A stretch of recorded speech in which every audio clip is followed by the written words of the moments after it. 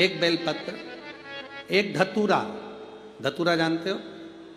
अरे बोलो तो जम के, जानते हो ना? एक बेलपत्र, एक धतूरा, एक शमीपत्र। शमीपत्र कितना? एक बेलपत्र, एक धतूरा, एक शमीपत्र और एक सफेद पुष्प। केवल एक सफेद पुष्प। एक आखा चावल का दाना। आखा का मतलब जानते हो? मतलब पूरा सेगा चावल का दाना। एक चावल का दाना, एक सफेद पुष्प, एक धतूरा, एक बेलपत्र, ये सब हाथ में लेकर अगर तुमको ऐसा लगता है कि आपको ऐसा महसूस होता है कि मेरी सारी राहें बंद पड़ी हुई है और मैं जिस काम में हाथ डालता हूँ वो काम आज होता ही नहीं, दिन लग जाते हैं। जब दुनिया के लोगों के पास में सुख आ जाता है तब भगवान मुझे सुख देता है, जब दुनिया का भला हो जाता है तब मेरा भला होता है। भगवान मेरी सुनता नहीं, सब राहें बंद है मेरी, कोई रास्ता सूझ ही नहीं रहा। अगर मैं फसल लेने की सोचता हूं तो फसल नहीं आती, काम करने की सोचता हूं तो काम नहीं होता।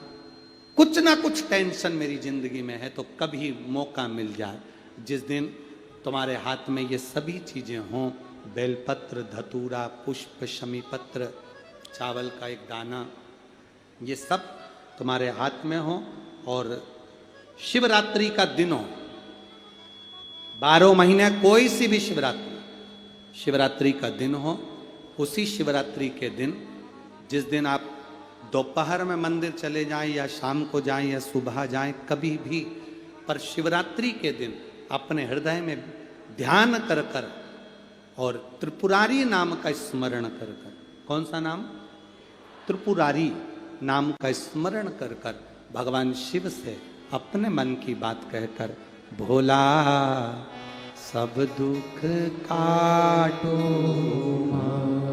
त्रिपुरारी नाम का स्मरण कर कर हाथ में लेकर भगवान शिव के शिवलिंग पर अगर हम समर्पित कर देते हैं तो ये निश्चितता है राहें अपने आप खुलना प्रारंभ हो जाती है और कार्य में सफलता। त्रिपुरारी नाम सुख देने वाला।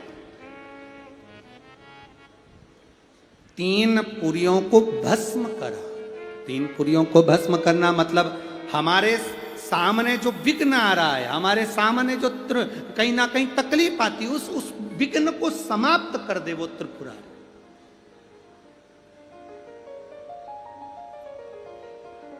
हमारे विघ्न को जो समाप्त कर दे वो त्रिपुरारी। शंकर भगवान की शिवरात्रि एक आराधना की रात्रि होती है। हमने पहले भी कथाओं में कहा, हर महीने शिवरात्रि आती है, प्रत्येक महीने शिवरात्रि पड़ती है और प्रत्येक महीने की शिवरात्रि पर अगर आपसे बन सके, आप दुनिया में अगर आपके पास में लोग कहें कि ये बहुत गरीब व्यक्ति है, बहुत साधारण व्यक्ति है, इसके पास धन नहीं है, वैभव नहीं है, सत्ता नहीं है, इसके पास खुद का मकान नहीं है, इसके पास खुद की प्रॉपर्टी नहीं है, इसके पास खुद की दुकान नहीं है, दूसरे के यहाँ काम करता है, इसके पास कुछ भी नहीं है, हम उनसे कहेंगे 12 महीने शिवरात्रि आती है, 5 जगह पर चढ़ाई हुई बेलपत्र, आप 1 वर्ष 12 शिवरात्रि का एक नियम ले लो, 5 जगह पर बेलपत्र समर्पित करना सीख जाओ। 1 बेलपत्र,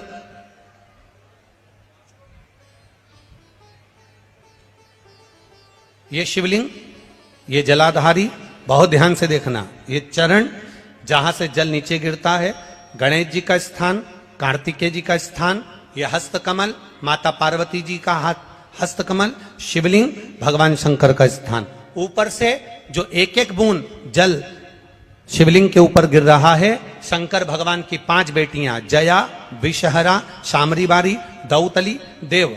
बीच में जो एक मोटी सी लाइन है वो शंकर भगवान की छोटी लड़की, क्या नाम है? अशोक सुंदरी। ये पूरे शिवलिंग का वर्णन। 5 जगह पर बेलपत्र, 5 स्थान पर बेलपत्र, 12 महीने की शिवरात्रि। आप दूसरे के यहाँ काम कर रहे हो, नहीं है नौकरी, नहीं है काम, दूसरे के मकान में रह रहे हो, खुद का मकान भी नहीं, खुद का प्लाट भी नहीं, खुद की प्रॉपर्टी भी नहीं, बहुत संघर्ष की जिंदगी जी रहे हो, ठेला धका रहे, लॉरी चला रहे, गाड़ी चला रहे, ऑटो चला रहे, अपने लिए करने का प्रयास करना।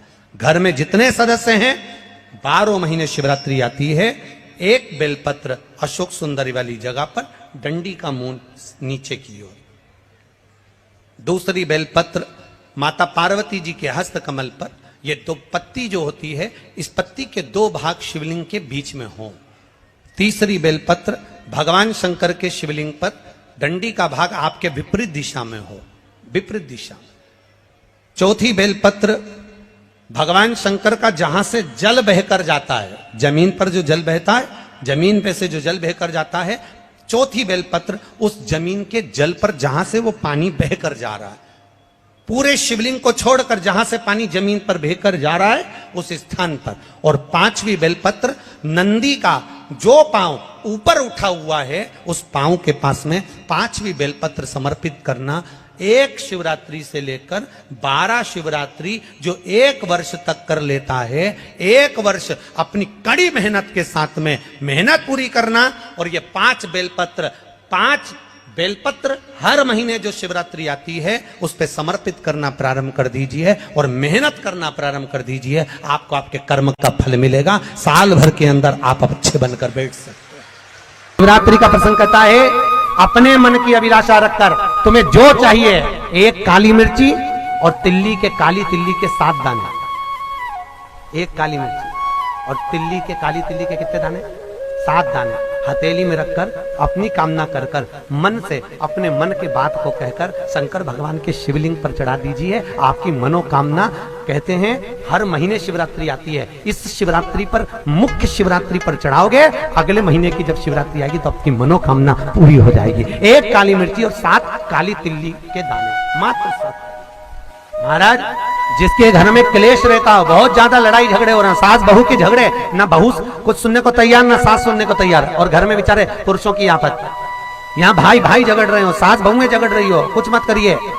गेहूं की बाली को तोड़ो, गेहूं की बाली जानते हो ना, जिसमें आप लोग तो गेहूं की बाली को तोड़ना है, और बाली 7 बाली तोड़कर अपने घर में घुमाकर अपने घर का नाम और गोत्र बोलकर उसको शंकर को समर्पित कर दीजिए। जिंदगी में कभी सास बहू का झगड़ा नहीं होगा महाराज। शिवरात्रि के दिन उसको समर्पित करिए, आपके घर में कभी क्लेश नहीं मच सकता। 12 महीने शिवरात्रि आती है, और शिवरात्रि के दिन रात्रि को 12 बजे शंकर भगवान पर एक धतूरा चढ़ा दो। क्या चढ़ाना है? जम के बोलिए जरा, धतूरा। ये शंकर भगवान को धतूरा चढ़ा दो। 12 बजे रात्रि को शिव जी पे धतूरा चढ़ाओ, आधे घंटे तक धतूरा चढ़े रहने दो, और आप श्री शिवाय नमस्तुभ्यम का जाप करो। जिस शंकर जी पे धतूरा चढ़ाए उस मंदिर के बाहर बैठकर कौन सा मंत्र जपना है? श्री शिवाय नमस्तुभ्यम। फिर से बोलो, श्री शिवाय नमस्तुभ्यम। धतूरा चढ़ाकर श्री शिवाय नमस्तुभ्यम का स्मरण करिए। और जो दुकान नहीं चलती हो, घर में लक्ष्मी नहीं टिकती हो, खेत में फसल अच्छी नहीं आती हो, संपदा नहीं आ रही हो, बस उस धतूरे को लाल वस्त्र में बांधकर अपनी दुकान में, अपने व्यापार में, अपने घर में रात को 12:30 बजे उठाकर लाओ, और 4 बजे के पहले उसको अपनी दुकान, व्यापार, व्यवसाय में उसको बांध दीजिए। और अगर जो जमीन फसल सही नहीं दे रही हो वो जमीन में ले जाकर गाड़ दीजिए। आपको जीवन में कभी तकलीफ नहीं भोगना पड़ेगी, लक्ष्मी बढ़ती चली जाएगी महाराज, संपदा बढ़ेगी। जो व्यक्ति ज्यादा बीमार रहता हो, बहुत बीमारी उसको घेरे रहती हो, परेशान रह रहा हो, बीमारी बनी हुई है, तो बोर चढ़ाइए। बेर, क्या बोलते हैं यहाँ पर? बेर की बोर, वो खाने वाला बेर जो होता है, उस बेर को 7 बेर ले लो, और 7 बेर को लेकर अपने ऊपर से घुमाकर शिवरात्रि की दोपहर के 12 बजे शंकर भगवान के शिवलिंग पर ले जाकर उस बेर को चढ़ा दीजिए। आपका रोग, आपकी बीमारी मात्र 3 महीने के अंदर समाप्त हो जाएगी। पुराण की कथा कर रही है, विदवल उरुतपल को बाता कुंदुक का प्रहार कर कर माता पार्वती जी ने कुंदुक प्रहार कर कर उनका संहार कर दिया। शिव जी का नाम कुंदकेश्वर महादेव पड़ गया। कुंदकेश्वर महादेव को सबसे ज्यादा कोई चीज चढ़ती है तो सफेद पुष्प चढ़ता है। कौन सा पुष्प चढ़ता है? जम के बोलिए जरा, सफेद पुष्प। और बहुत अच्छे से ध्यान रखिएगा, कभी आपको अगर मौका मिले जीवन में और आपके यहां अगर सफेद फूल ज्यादा आ जाता हो तो 12 महीने शिवरात्रि आती है 12 महीने शिवरात्रि आती है, आप किसी कामना से अगर शंकर जी की आराधना कर रहे हैं या आप शिवरात्रि पर व्रत करें ना करें, 12 महीने शिवरात्रि आती है। आप प्रयास करना, एक कामना कर कर शंकर जी के शिवलिंग का और शंकर जी की जो जलाधारी है उसका शाम के समय, प्रदोष के समय पर, शिवरात्रि के दिन सफेद पुष्प की पंखड़ियों से शिव का श्रृंगार करना प्रारंभ कर दीजिए। जिस मंदिर में कोई नहीं जाए उस मंदिर में जाकर आप शिव का श्रृंगार करिए, श्रृंगार करो। आप दूसरा सोमवार आएगा, दूसरा शिवरात्रि आएगी ना, दूसरी महीने की जब शिवरात्रि आएगी तो आपको मालूम पड़ेगा कि आपने शंकर का जो पुष्प का श्रृंगार करा था, श्वेत पुष्प की पत्तियों का, सफेद फूल की पत्तियों का, कुंदकेश्वर महादेव के नाम से जो श्रृंगार करा था, उसका लाभ क्या हुआ। एक माता ने तो बड़ा सुंदर भाव लिखा है कि हमारे, अब पत्र ढूंढना पड़ेगा, कि हमारे घर के पास में मंदिर था, उस मंदिर का कुछ नाम नहीं था। जिसने भी लिखा हो, अगर लिखा है तो खड़ी हो जाओ, हम ढूंढेंगे पत्र। तो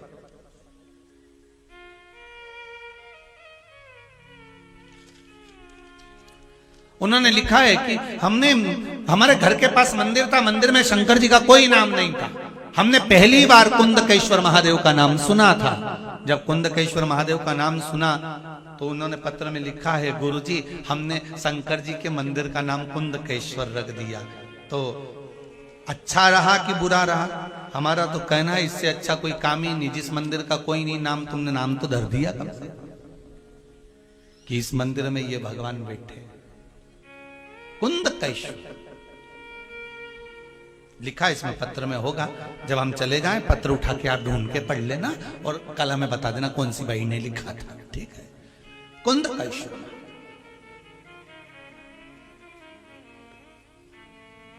सफेद पुष्प की पंखड़ियां, कुंदकेश्वर महादेव। हम तो सबसे कहते हैं आपकी फैक्ट्री ना चले, आपकी दुकान ना चले, आपका व्यापार ना चले, आप मेहनत करो, कर्म करो और फल शंकर के भरोसे पर छोड़ दो। मेहनत करो, कर्म करो, मेहनत से पीछे मत हटना, कर्म करने से पीछे मत हटना, क्योंकि शंकर भगवान भी कहते हैं और भगवान कृष्ण गीता जी में कहते हैं कर्म करने से पीछे मत हटना। साथ में शिव जी एक ही बात कहते हैं, भगवान कृष्ण ने गीता जी में कहा कि कर्म तू कर पर मुझ पर विश्वास रख कर करना। शिव पुराण भी वही कहती है, मेहनत आप करो। एक बेलपत्री चढ़ा रहे हो तो यह विश्वास रखकर चढ़ाना कि मैं शंकर जी को अपने दिल की बात कह रहा हूं, बाकी का फल मैं दे दूंगा कि मुझे क्या प्रदान करना, फल मैं दूंगा कि मुझे क्या प्रदान। आप करो शिव भक्ति, आप करो शंकर की आराधना, आप करो शिव का स्मरण।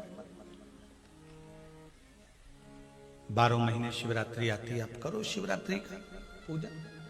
तुम्हें तप करना और उसका फल चाहिए तो तुम काशी चले जाओ। मानधाता काशी गए, काशी में बैठकर तप करने लगे।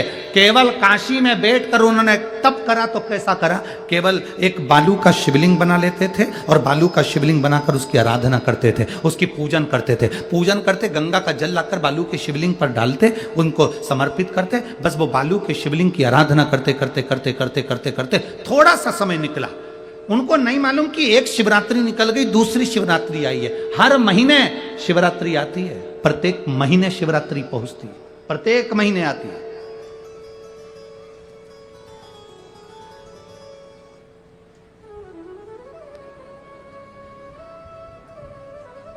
एक शिवरात्रि अपन पंजाब में थे, भटिंडा, तब पड़ी थी। जनवरी की पड़ी थी वो, जनवरी की। अब फरवरी की जो शिवरात्रि पड़ेगी वो अपन झारखंड में रहेंगे 5 तारीख से 9 तारीख के बीच में, तो बीच में शिवरात्रि पड़ेगी। इसलिए उस कथा का नाम पतालेश्वर शिव महापुराण की कथा रखी है। हड्डी उसमें मूल है आपका बुढ़ापा ना बिगड़े उसके लिए वो कथा है। 5 दिन की कथा है, 2 बजे से 5 बजे तक आएगी आस्था चैनल पर भी। और झारखंड के आसपास के जितने श्रोता हैं सब सुनो। जमशेदपुर में काजू बागान में वो कथा होगी, बड़े प्रेम से सुनो।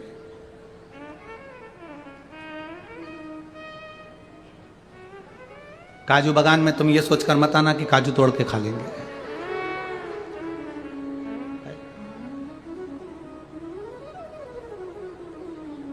दिल से सुनो उसको। पातालेश्वर शिव महापुराण की कथा, कुछ जगह ऐसी होती हैं उस कथा का मूल, जैसे 7 मार्च से 13 मार्च की सीहोर कुबेरेश्वर धाम की कथा जरूर सुनो, मौका मिल जाए तो 5 माताएं, भाई लोग, बहन लोग जो भी हैं, जीजा जीजी, सब कथा में पहुंचकर उसमें सेवा भी करो और कथा भी सुनो, दिल से सुनो।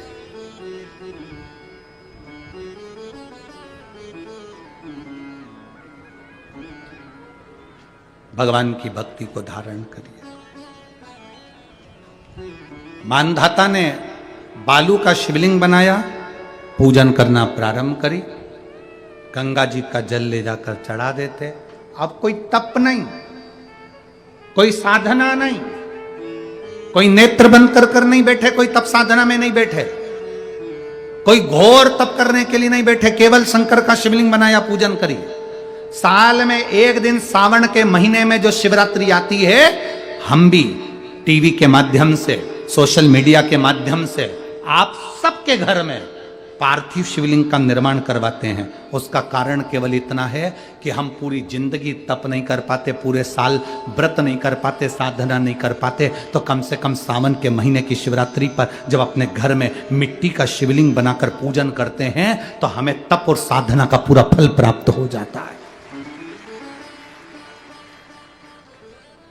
करने वाले, विरोध करने वाले करते रहते हैं, शाम को तो व्रत ये वाला उपवास करना ही नहीं था, पूजन कराना ही नहीं थी, इसमें ऐसी पूजन करा दी, उसमें वैसी पूजन करा दी, ये गलत बोल दिया, ये सही बोल दिया, ये ऐसा कर दिया, काली मिर्ची चढ़वा दी तो ये चढ़वा दी। बोलने वाले बोलते रहेंगे, तुम अपना काम करो, पार्थिव शिवलिंग का निर्माण करो, पूजन करो, आराधना करो, विसर्जन करो।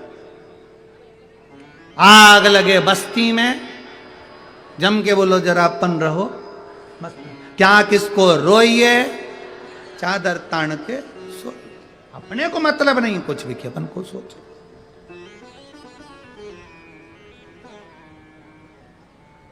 अपनी जिंदगी का सार्थकता सिद्ध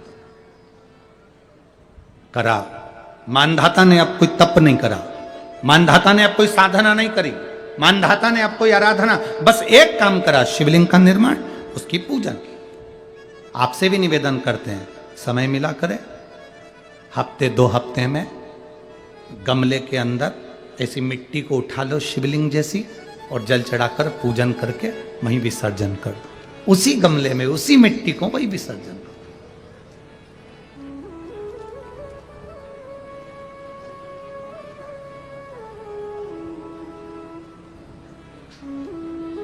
प्रयास करो, उसका फल मिलता है। शंकर भगवान प्रकट हो गए, कहा क्या चाहिए तुमको, मांगो। अब मानधाता ने मांगा कुछ नहीं। मानधाता ने कहा कि पहले तो मैंने जब तप करा, साधना करी, आराधना करी, तब तो मुझे आपका दर्शन नहीं हुआ, और अब आप मेरे सामने आ गए तो मैं मांगू, ये श्रेष्ठता कहाँ है? अब मैं मांगू, ये श्रेष्ठता कहाँ है? मुझे मांगना नहीं है, कुछ तो मांगो। नहीं, मानधाता ने कहा बस इतनी कृपा करना, प्राण छूटने का जब समय आए तो मेरा शिव सामने हो और मेरा ये आत्मा, मेरी जब मृत्यु हो तो ये आत्मा शिव में और कैलाश में विलीन हो जाए, बस ऐसी कृपा कर,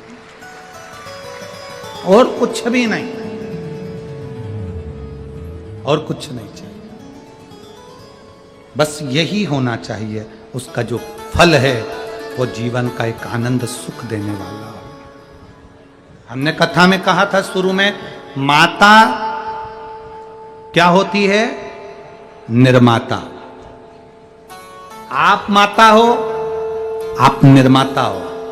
अपने बच्चे के हाथ में 1 लोटा जल लेकर मंदिर भेजने की जवाबदारी तुम्हारी है।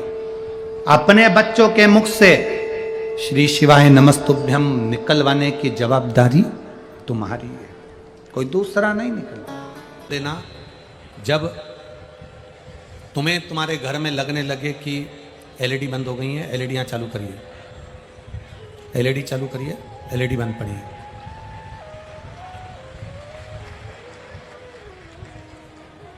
एलईडी वाले एलईडी चालू करें। जब आपको लगे कि हमारे घर में बहुत तकलीफें बढ़ गई हैं, बहुत दुख बढ़ गया, बहुत कष्ट, अपार कष्ट बढ़ गया, बहुत दुख हमारे जीवन में बहुत बढ़ गया है, तो शिव पुराण कहती है कभी मौका मिले एक बेलपत्र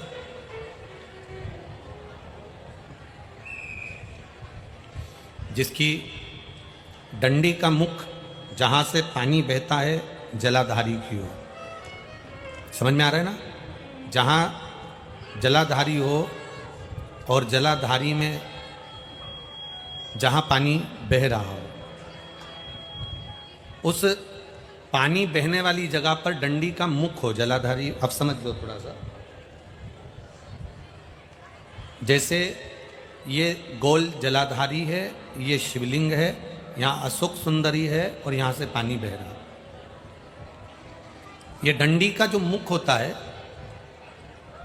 उस डंडी के मुख को अशोक सुंदरी वाली जगह पर नहीं, बिल्कुल जहां से पानी नीचे बहता है बस वहीं इस डंडी का मुख हो, पत्ती का मुख महादेव की ओर, और एक बेलपत्री जिसकी डंडी आप जब शिव जी को समर्पित करें तो बीच वाली पत्ती का मुख आपकी ओर हो और डंडी का मुख पीछे की ओर, डंडी का मुख पीछे की ओर, पत्ती का मुख आपकी ओर।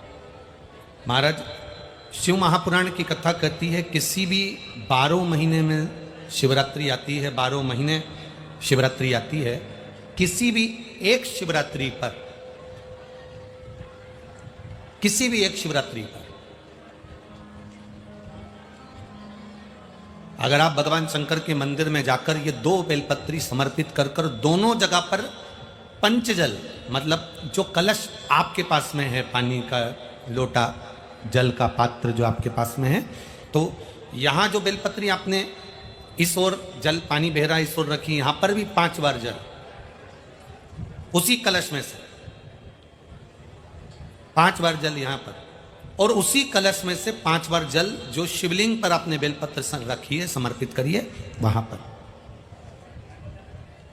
ऐसे 5 बार इधर और 5 बार शिवलिंग पर जल समर्पित कर कर अपने जो दुख हैं, अपनी जो तकलीफ है, अपना जो कष्ट है, बहुत तकलीफें जो हमें आ रही है, बहुत। एलईडी चालू करिए बाबू, एलईडी चालू करिए, एलईडियां चालू करिए। जो तकलीफें हमें आ रही है हम वो बाबा से कहकर, बाबा से प्रार्थना कहकर, अगर वो जल दोनों जगह पर एक शिवरात्रि को, 12 महीने शिवरात्रि आती है, किसी भी शिवरात्रि को हम जब जल समर्पित करें और बाबा से प्रार्थना करें तो ये निश्चित है एक शिवरात्रि पर करते हैं, अगली शिवरात्रि जब आती है तो बाबा आपके दुख को, आपके कष्ट को मिटा ही देता है, ये निश्चित है।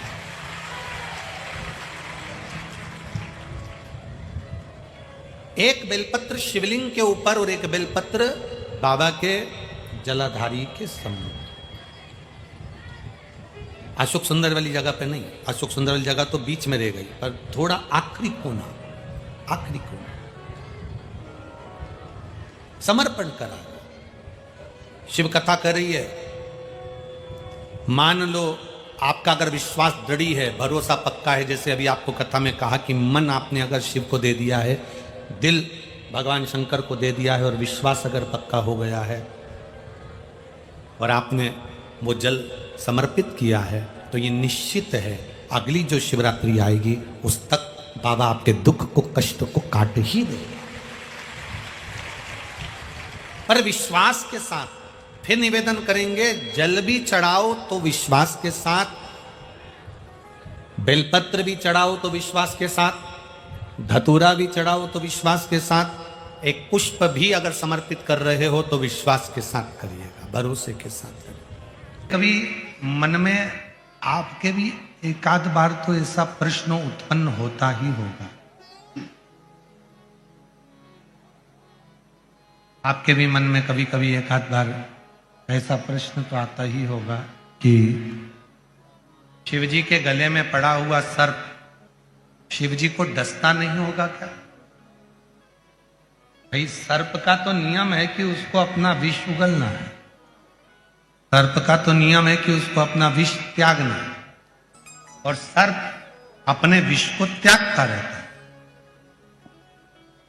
पर शिवजी के गले में वासुकी नाग पड़ा हुआ है, क्या वो विष नहीं उगलता होगा? उगलता है।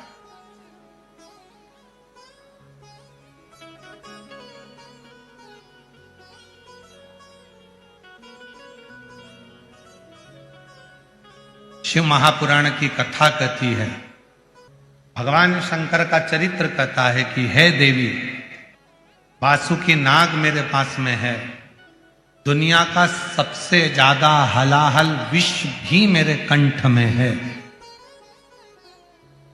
फिर भी संसार का कोई जीव जब मेरी शरणागति ग्रहण करता है तो उसके भीतर के विष को भी मैं धारण कर लेता हूं और उसको सुख देना प्रारंभ कर देता हूं। जो विष उसके अंदर है मैं उसको धारण करता हूं और उसको मैं सुख देता हूं, आनंद देता हूं, श्रेष्ठता देता हूं, सुख प्रदान करता हूं, अच्छा देने का प्रयास करता हूं।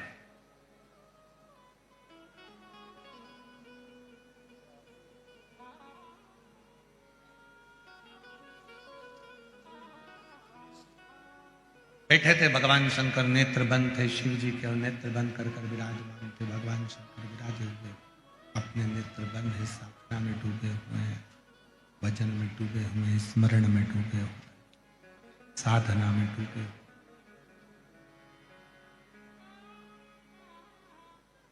ब्रह्मदेव ने आवाज लगाई, हर हर।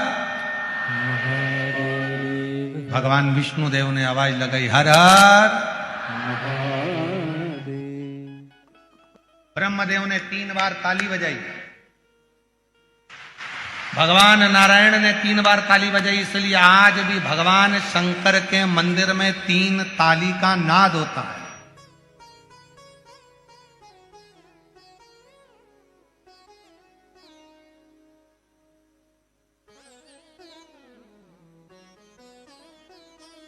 और याद रखना, वो 3 ताली कोई साधारण नहीं है। भगवान शंकर के एक गण है जिनका नाम है चंड, जो शिव जी के मंदिर के द्वारपाल होते हैं, शंकर जी के मंदिर के रक्षक होते हैं। क्या नाम है उनका? चंड। जो शिव मंदिर के द्वारपाल हैं, भगवान शंकर के मंदिर के रक्षक हैं। शिव मंदिर के द्वारपाल हैं, शंकर जी के मंदिर के जो रक्षक हैं वो चंड है।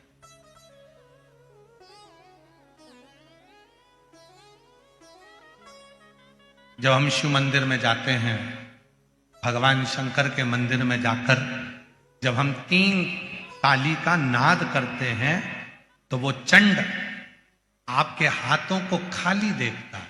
जब ताली कब बजा सकते हो? जब दोनों हाथ, अगर हाथ में कोई वस्तु रखी है तो आप ताली ना बजा पाओगे, फिर वो केवल किताब को आप पटक सकते हो, बर्तन को आप लगा, पर ताली का नाद कब होगा? जब आपके दोनों हाथ खाली। तो जब हम भगवान देवाधिदेव महादेव के मंदिर में जाकर 3 बार ताली का नाद करते हैं तो वो चंड भगवान शंकर से जाकर कहता है, इसके पास कुछ भी नहीं है, खाली हाथ आया है, इसलिए इसको सब कुछ देकर भेजेगा, सब कुछ देकर।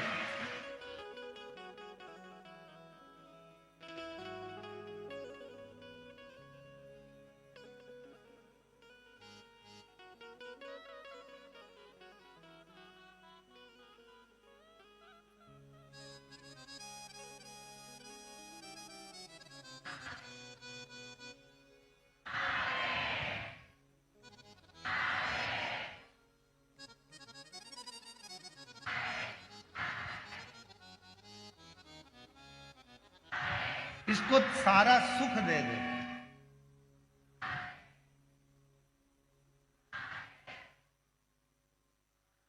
तीन ताली का जो भाव वर्णन किया गया, 3 ताली। ये खाली हाथ आया है, इसके पास कुछ है, पर सब कुछ मात पिता तुम में शरण गहूँ मैं किसकी, स्वामी शरण गहूँ मैं किसकी, तुम बिन और न दूजा, प्रभु बिन और न दूजा, आस करूं मैं किसकी। ओम जय शिवा ओंकार। खाली हाथ आया है, ये कुछ नहीं है इसके पास में, आपको नहीं। और भगवान ब्रह्मा और भगवान विष्णु और 33 कोटि देवता शंकर जी के सामने जाकर खड़े हो गए। 3 बार ताली का नाद करा। इंद्र कह रहा है, इंद्र पीछे खड़े। भगवान नारायण कह रहे हैं, इंद्र देख ले, मांगना किसी और से नहीं, मांगना तो केवल भोले नाथ से मांगना। नहीं दे तो भी मांगना, फिर मांगना, फिर मांगना। किसी की सामर्थ्यता नहीं है जो पृथ्वी पर रहने वाले व्यक्ति को कोई कुछ दे दे। केवल एक में सामर्थ्यता है, वो देवाधिदेव महादेव जो सबको देता है, वो तुम्हें। जैसे संध्या काल में लगाया गया दीप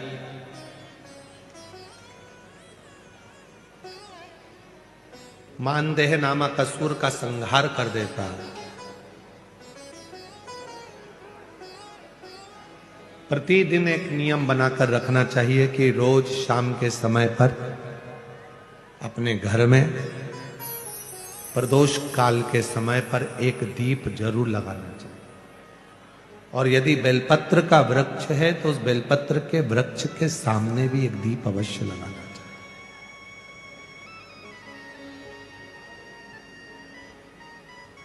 6 महीने में, 3 महीने में, 2 महीने में, 1 महीने में ऐसा नियम बनाया करो कि मुझे बेलपत्र की पूजन करना।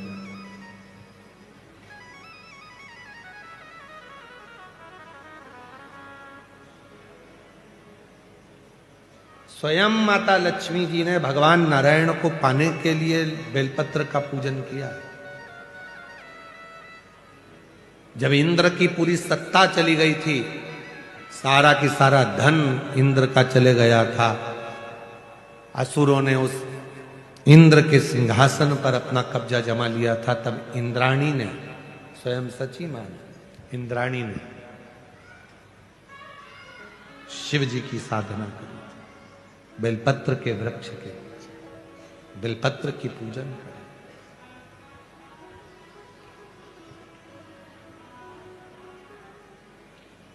कभी दिल कर जाए तुम्हारा तो कभी महीने में, 1.5 महीने में, 2 महीने में बेलपत्र के पेड़ के नीचे जल लेकर बैठो। बेलपत्र के वृक्ष के नीचे दूध नहीं चढ़ाना, बेलपत्र के वृक्ष के नीचे दही नहीं चढ़ाना, शहद भी नहीं चढ़ाना।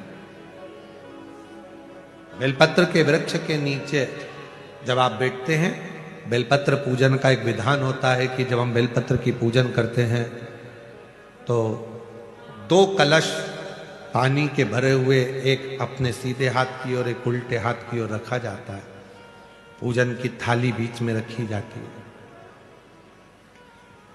2 बत्ती का, लंबी बत्ती का, 2 बत्ती लंबी घी की जलाई जाती है। लंबी बत्ती बेलपत्र के वृक्ष के नीचे 2 बत्ती लंबी जोड़ा बनाकर उसको जलाया जाता है। फिर दोनों हाथ में कलश में जल है। बेलपत्र के वृक्ष के नीचे दोनों हाथों का जल धीरे धीरे शिव जी का स्मरण कर कर, नारायण लक्ष्मी का स्मरण कर कर, मां आदि शक्ति गौरा का स्मरण कर कर, रिद्धि सिद्धि गणेश का स्मरण कर कर उसको चढ़ाओ।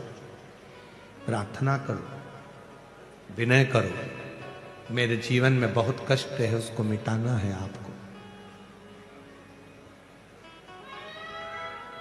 शिव आपसे प्रसन्न होते हैं, वैसे मेरी जिंदगी भी प्रसन्न करना है आपको। जल चढ़ाकर दोनों पात्रों का थोड़ा थोड़ा जल कलश में बचा लेना है, पूरा पात्र खाली नहीं करना है।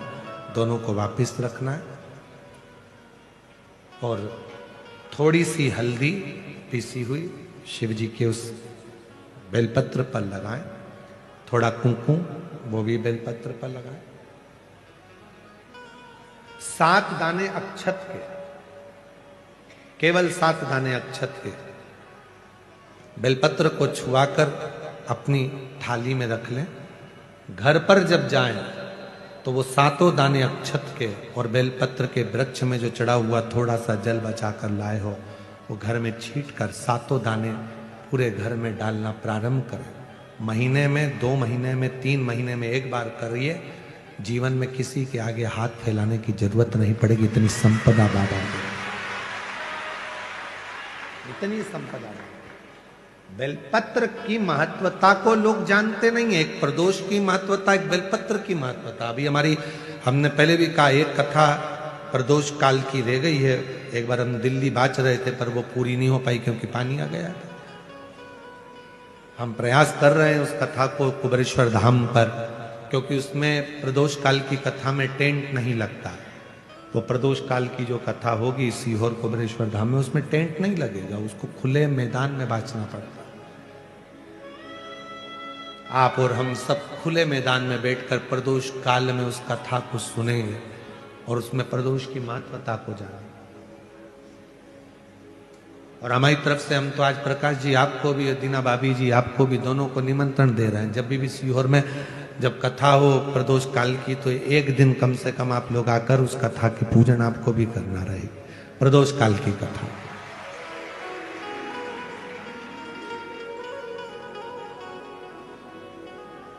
अभी तो नहीं है, पर जब भी तारीख निश्चित होगी, 1-2 साल में, जब बाबा कृपा करेगा तब उसको रखेंगे।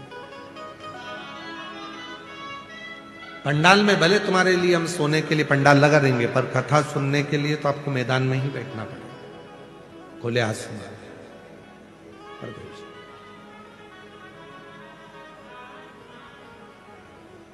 शिव तत्व को जान, बेलपत्र की महत्वता को जिसने जान लिया, आज लोग बेलपत्र को जान रहे हैं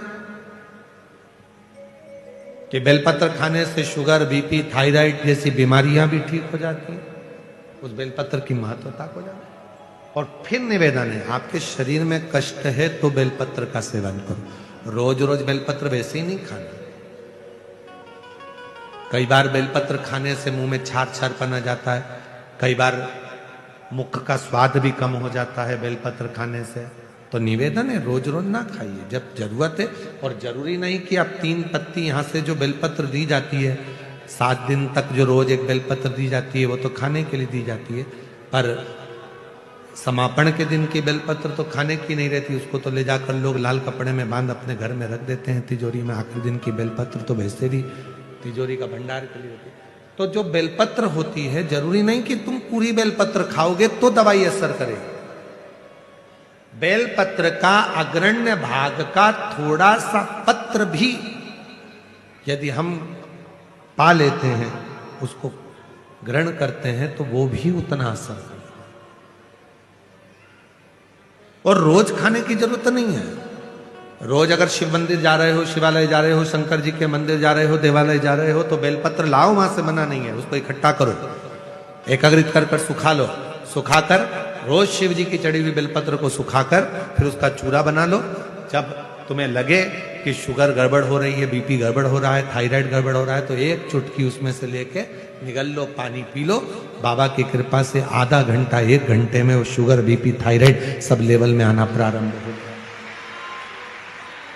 उस बेलपत्र की महत्वता को जिसने जाना, कभी कुबेरेश्वर धाम जाओ तो कुबेरेश्वर बाबा के धाम पर जो 200-300 साल पुराना, जो 300 साल के ऊपर पुराना बट वृक्ष है, जहां बाबा बैठे हैं, बटकेश्वर महादेव, उसका दर्शन करो। उस पेड़ की छांव में बैठकर बाबा का मंत्र जाप करो।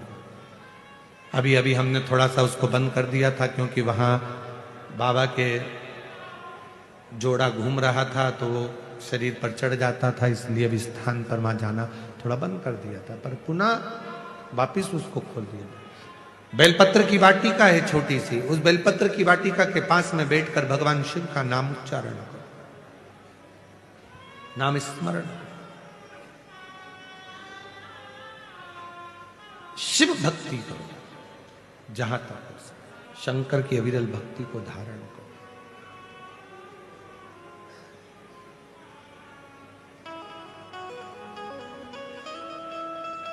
शिव की साधना आराधना जीवन को सुख देती है। बेलपत्र का वृक्ष का पूजन अर्चना हमें आनंद प्रदान करती है।